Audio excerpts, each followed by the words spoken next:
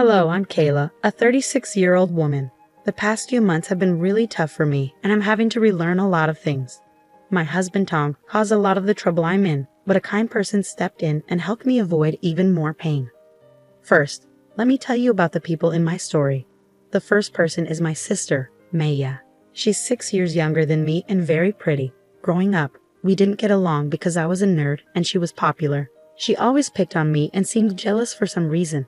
My mom tried to help us get along, but it didn't really work. When I went to college, we didn't talk much. But after I graduated and she was a teenager, we started talking again. Our relationship got a little better, but we never got really close. That was the best we could do, and I was okay with that. Next, let me tell you about my ex-husband Tom. We met at work and got along really well. We dated for about 3 years before getting married. We worked hard and bought our first house together. I earned more money, so the mortgage and deed were in my name.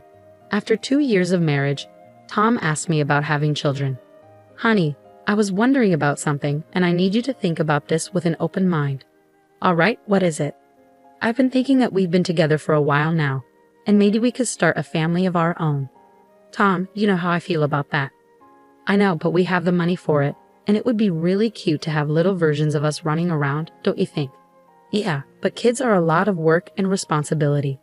We're the most hardworking and responsible people we know. Come on, give it some thought, okay? I promise I'll help take care of them. Just keep that in mind, okay? Even though I wasn't keen on having kids, I gave in because Tom kept bringing it up. First, we had a son, and 3 years later, we had a daughter. Initially, Tom was very helpful, but that quickly changed. Suddenly, I was responsible for everything at home, including the kids. After our first child, Tom insisted I stop working because he had gotten a promotion and was earning more than me. I tried to resist, but eventually, I decided it wasn't worth the fight and accepted my new role. To avoid getting bored at home, I took up a new hobby, hosting dinners. I often invited my mom and sister, who lived nearby, and my mother-in-law, Megan, whenever she was in town. Eventually, I started to feel comfortable in my new life. I got to spend a lot of time with my family, and that made me happy. Tom and I were doing okay. I had gone through some trauma after giving birth to our second child, where I almost died, which affected our relationship. I didn't think anything else was wrong, but oh, how wrong I was. As I was cleaning my room, I found a pair of panties that definitely weren't mine. My heart sank as I stared at them, wondering if I wasn't enough for my husband. I had been feeling different lately, but I had just had our second child. It had been over a year since then, and I was still recovering. I had been going to therapy, making slow progress. But it didn't seem enough because Tom was cheating on me. Once the shock wore off, I was filled with anger and betrayal.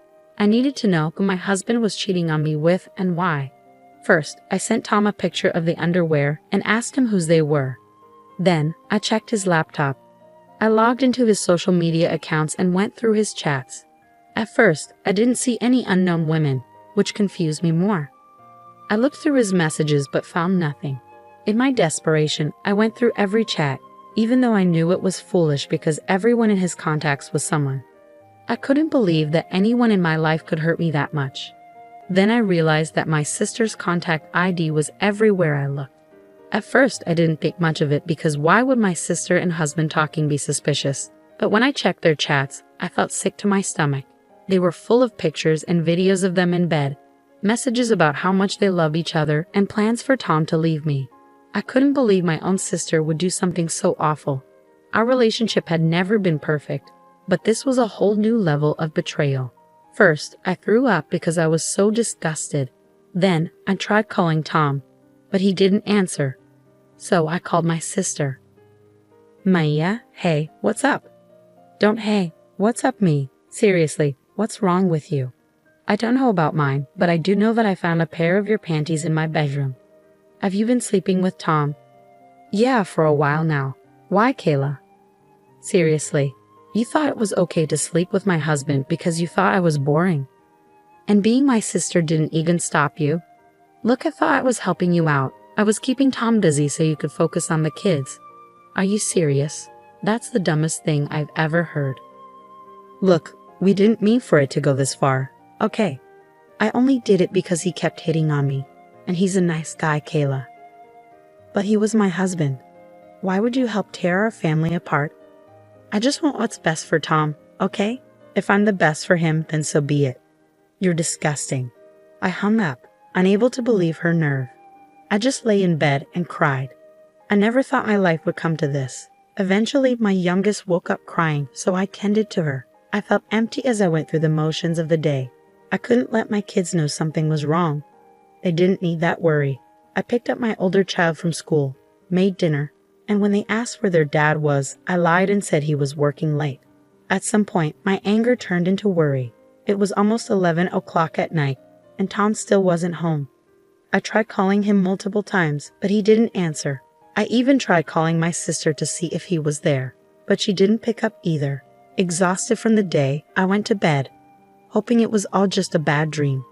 The next morning, I woke up feeling like something was wrong. I looked around and realized Tom's things were gone from the room. I checked the cupboards and drawers, and most of his stuff was gone from the house too. He had left while I was asleep, without saying a word. I couldn't believe it. He just left me without even trying to talk. I didn't know what to do. All I could think about was taking care of my kids first. Then, I'd figure out everything else. I woke up, got the kids ready, dropped off the oldest at school, and then took the youngest to my mom's place. She could tell something was off because I was distant. All I could think about was how I'd managed to raise 2 kids alone. Whenever I came back to reality, I remember I had to tell my mom about my sister and husband. Eventually, she couldn't wait any longer and asked what was wrong. Okay, I've had enough of your silence. What's going on? I don't know how to say this. Why don't you start from the beginning? Well, I found out that Tom has been cheating on me. What? How do you know? I found another woman's underwear in our room. When I asked Tom about it, he didn't answer and then left. He left? What do you mean? When I woke up this morning, all his things were gone. Gone? You didn't try to stop him?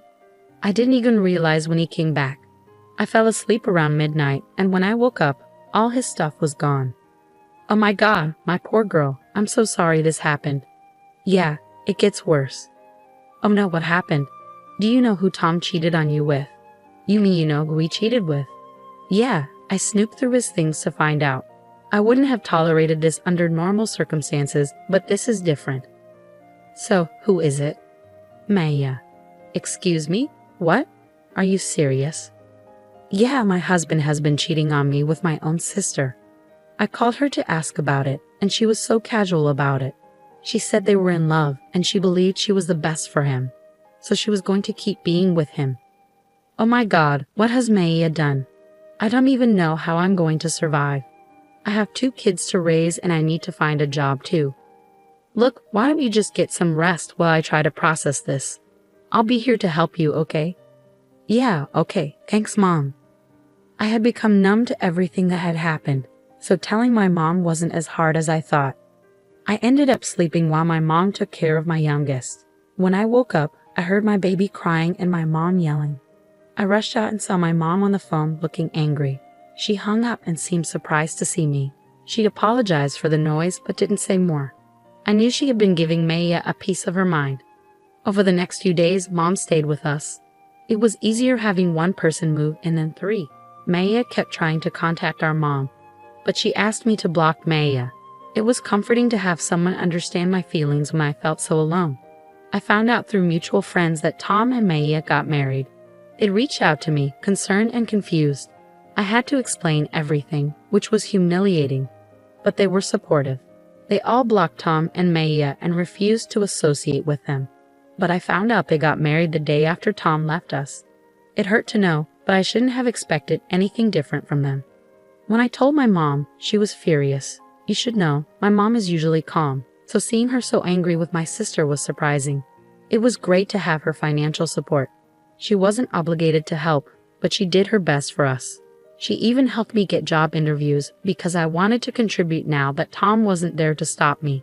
Taking care of the kids was manageable, but when they asked about Tom, I had to hold back tears. Still, we got through it. A week later, I got a letter from Tom. I didn't want anything to do with it. I figured it was some apology, but I was done with him. A week was too long to try to fix things, especially after he ran away from his family. So I did the next best thing I could think of. I burned the letter. But afterward, I couldn't help but be curious about what it said.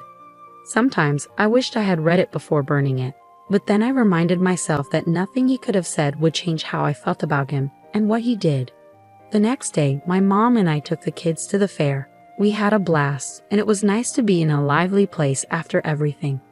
I finally got to have fun and laugh, which felt great after such a tough time. That night, my mom and I relaxed with a bottle of wine, and I told her about the letter. So something came in the mail for me last night. Oh, what was it? It was a letter from Tom. What? What did it say? I don't know. What do you mean? You opened it, right?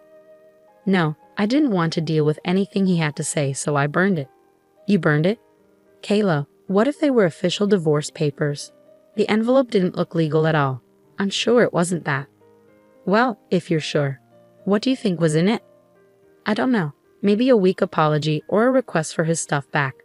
I wouldn't be surprised. But how are you feeling about all of this now? Well, today was a good day.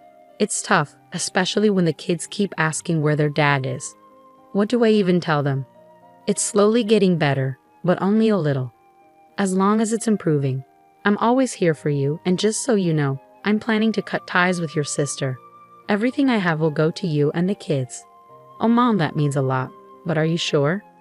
Maya is still your daughter. I know you and Maya had your differences, but what she did is unforgivable.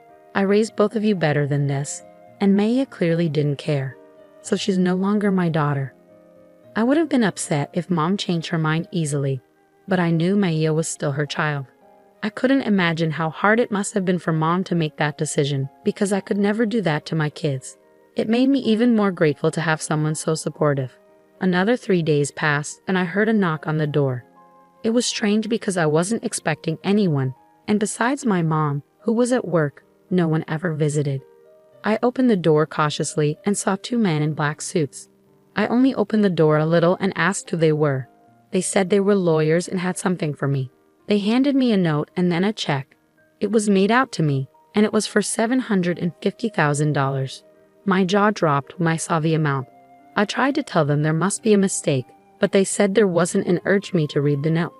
The note began with, "Thank you for saving me."